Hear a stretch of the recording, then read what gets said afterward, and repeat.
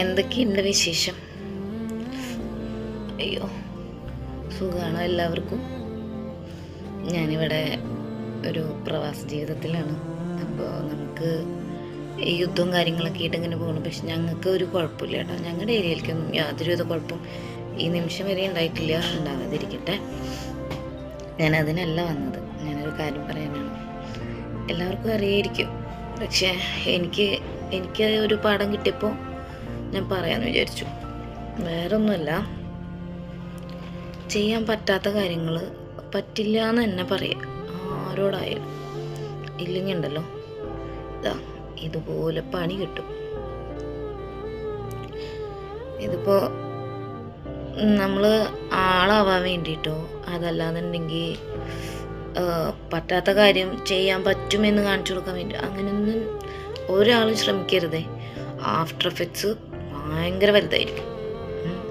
ഇതിപ്പോൾ ഞാൻ ആളാവാൻ വേണ്ടി ചെയ്തതൊന്നുമല്ല. എൻ്റെ അടുത്തൊരു പണി പറഞ്ഞു, ഞാനത് ചെയ്തു. പക്ഷേ കണ്ടില്ലേ, ഇതിപ്പോൾ ഇങ്ങനെ കെട്ടിവെച്ചതിൻ്റെ ആ ഒരു ഇതൊന്നുമല്ല കേട്ടോ, നീരടിച്ചതാണേ. അതുകൊണ്ട് എന്താ, കൈ ഇപ്പം നല്ല തക്കുടുമുണ്ടനായി. കണ്ടോ? ഒന്ന് കഴിയുമ്പോൾ ദൈവം തേടി പിടിച്ചടുത്ത് തരും. അതെപ്പോഴും പതിവാണ്. പക്ഷേ ഈ ഒരു പണി ഇത്തിരി കഷ്ടമായിപ്പോയി. നമ്മുടെ വീട്ടിലൊക്കെ ആണെന്നുണ്ടെങ്കിൽ കുഴപ്പമില്ല. അമ്മ ഉണ്ടാവും, എനിക്കിപ്പോൾ ചേച്ചി ഉണ്ടാവും, അല്ലെങ്കിൽ അച്ഛൻ ഉണ്ടാവും. ഇവിടെ ഇപ്പോൾ ആരുണ്ടാവും? ആരും ഉണ്ടാവില്ല. ഉണ്ടാവും, പക്ഷെ നമുക്ക് എപ്പോഴും ഒരാളെ ഡിപ്പെൻഡ് ചെയ്യാൻ പറ്റില്ലല്ലോ. അപ്പോൾ ഈ കൈ തന്നെ നമ്മൾ അറിയാണ്ട് ഉപയോഗിച്ചു പോകും. വലിയ പ്രശ്നമാണെന്നൊന്നും കേൾക്കണവർക്ക് തോന്നില്ല, കാരണം ഒരു ഇതെടുത്ത് ലിഫ്റ്റ് ചെയ്തപ്പോൾ പറ്റിയതാണ്. അപ്പോൾ വരണത് നമ്മൾ തന്നെ അനുഭവിക്കണമല്ലോ, എന്ത് ചെയ്യാം. ഇപ്പോൾ ഇതാണ് അവസ്ഥ.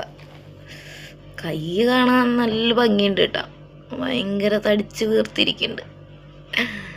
പക്ഷേ വേദന അൺസഹിക്കബിളാണേ. എന്തായാലും ആരും പറ്റാത്ത പണിക്ക് പോകരുത് കേട്ടോ. കാരണം